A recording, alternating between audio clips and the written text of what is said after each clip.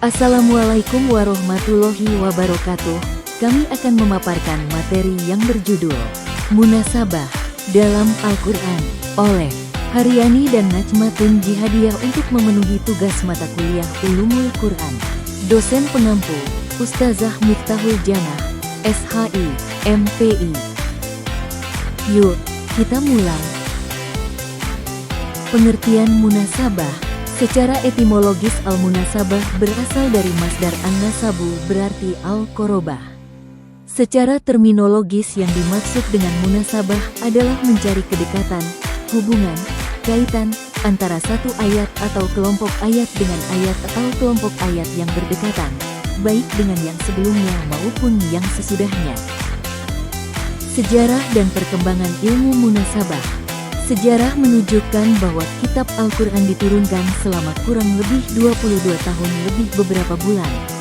Kitab ini berisi berbagai macam petunjuk dan peraturan yang diisyaratkan karena beberapa sebab dan hikmah yang bermacam-macam. Ayat-ayatnya diturunkan sesuai dengan situasi dan kondisi yang membutuhkan. Susunan surat-suratnya ditertibkan seperti yang terdapat dalam Lauh Mahfuz, sehingga tampak adanya persesuaian antara ayat yang satu dengan ayat lain. Karena itu timbul dari cabang ulum Al-Quran yang membahas khusus persesuaian tersebut yang dinamakan dengan ilmu munasabah Al-Quran atau ilmu ranasudul ayat waswa.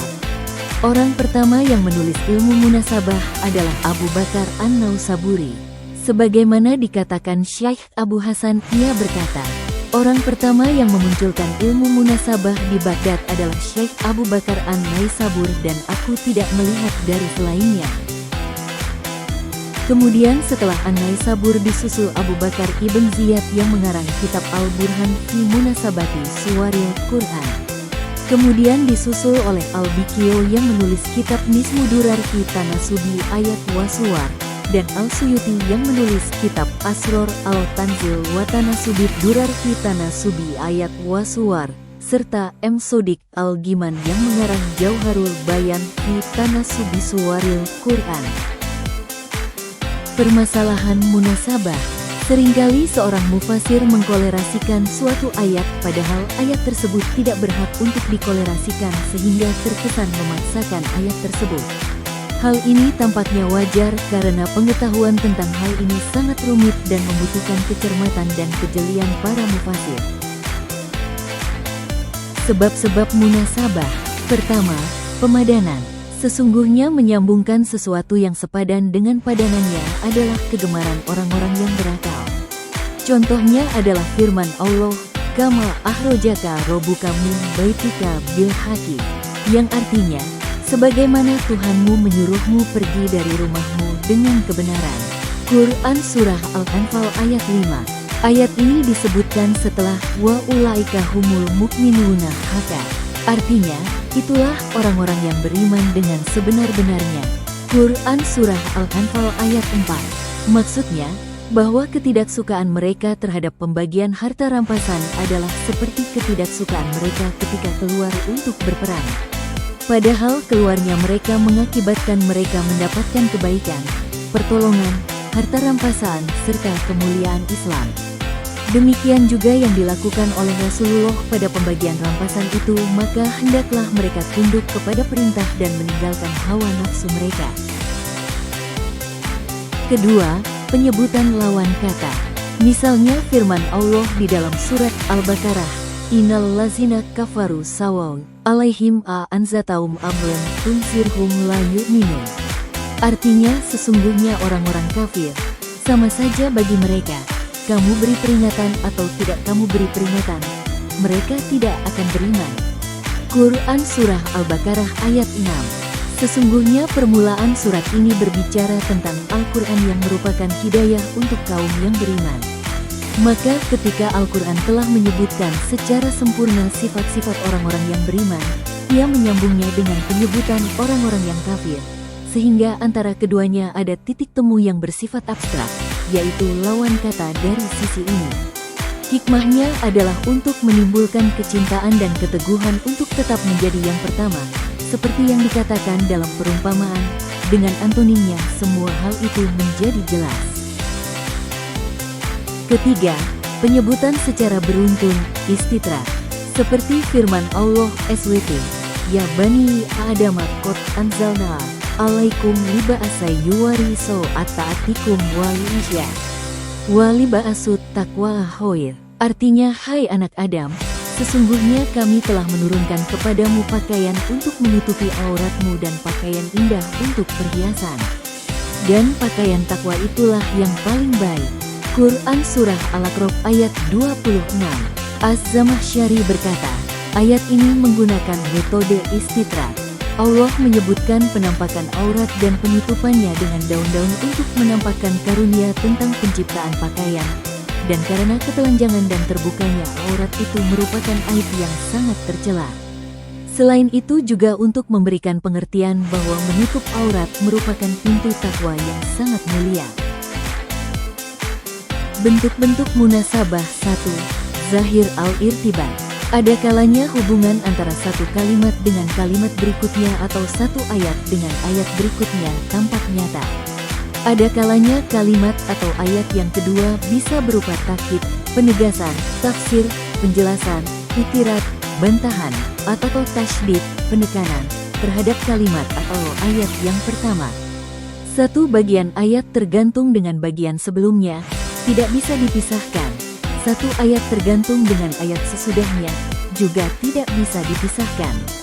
Kalau dipisahkan maknanya menjadi tidak sempurna, bahkan bisa menimbulkan pemahaman yang keliru. 2. Rafi al-irtibat. Ada kalanya hubungan antara satu kalimat dengan kalimat berikutnya atau antara satu ayat dengan ayat berikutnya tidak tampak nyata. Masing-masing berdiri sendiri, tidak tergantung dengan kalimat atau ayat sesudahnya.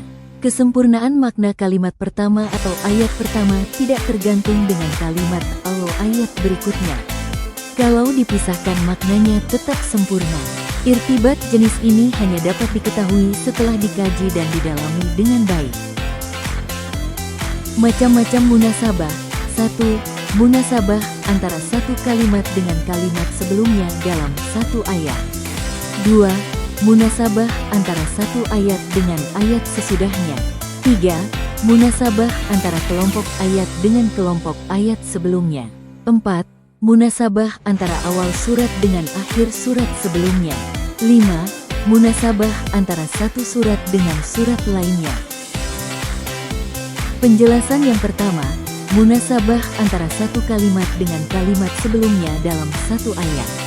Munasabah jenis ini mencari hubungan atau kaitan antara satu kalimat dengan kalimat sebelumnya dalam satu ayat. Misalnya ayat berikut ini, wa anfiqu fi sabilillahi wa la tulqu biaydikum ilat tahlukati wa asinu innallaha yuhibbul muhsinin.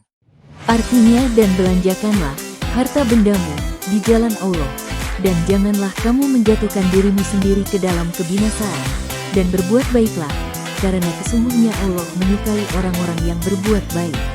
Quran Surah Al-Baqarah ayat 195. Kedua, munasabah antara satu ayat dengan ayat sesudahnya. Munasabah jenis ini mencari hubungan antara satu ayat dengan ayat sesudahnya. Misalnya hubungan antara surat Al-Isra ayat 1 dan 2.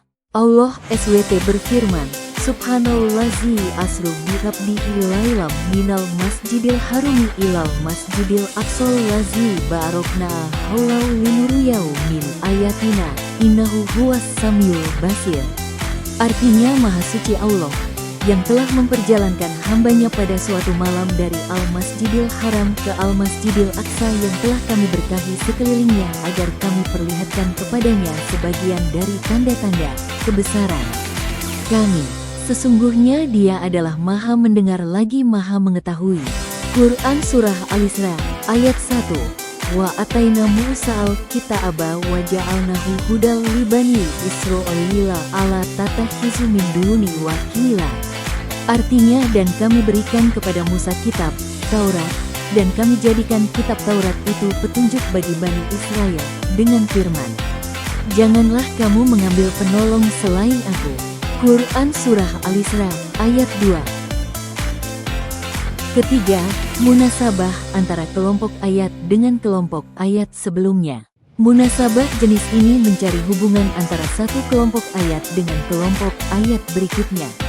Misalnya surat Al-Baqarah ayat 1-20 tentang beberapa kategori manusia ditinjau dari segi keimanannya. Ayat 1-5 berbicara tentang orang-orang yang bertakwa, yaitu orang-orang yang memadukan dalam diri mereka aspek iman, Islam, dan ihsan. Ayat berikutnya 6-7 berbicara tentang orang-orang kafir, yaitu orang yang lahir batin mengingkari Allah Subhanahu wa Ta'ala. Ayat selanjutnya 8-20 berbicara tentang orang-orang munafik yang di luar mengaku beriman, tetapi di dalam mengingkari Allah Subhanahu wa Ta'ala. Keempat, munasabah antara awal surat dengan akhir surat sebelumnya. Munasabah jenis ini mencari hubungan antara awal satu surat dengan akhir surat sebelumnya. Misalnya awal surat Al-Hadid dengan akhir surat Al-Waqiah.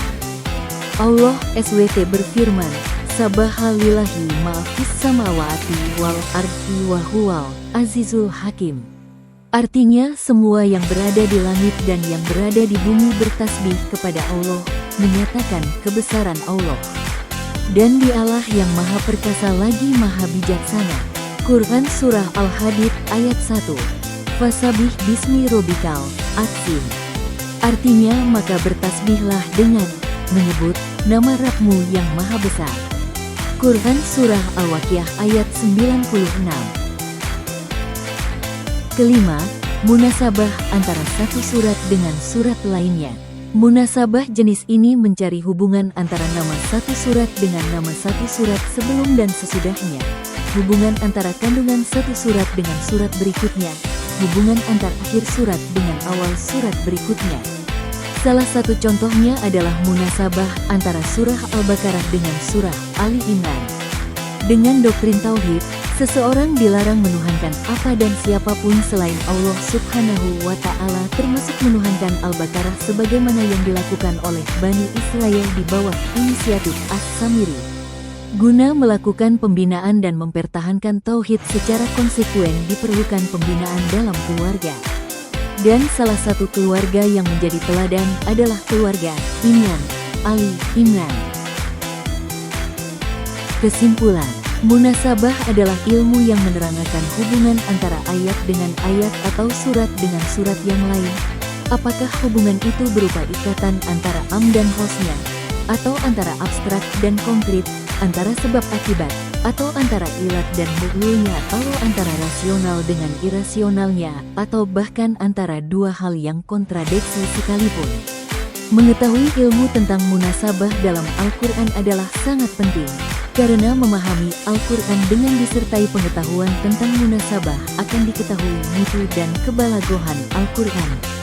Di samping itu, munasabah atau korelasi antara ayat dengan ayat atau surah dengan surah juga membantu dalam memahami dan menafsirkan Al-Quran dengan baik dan cermat.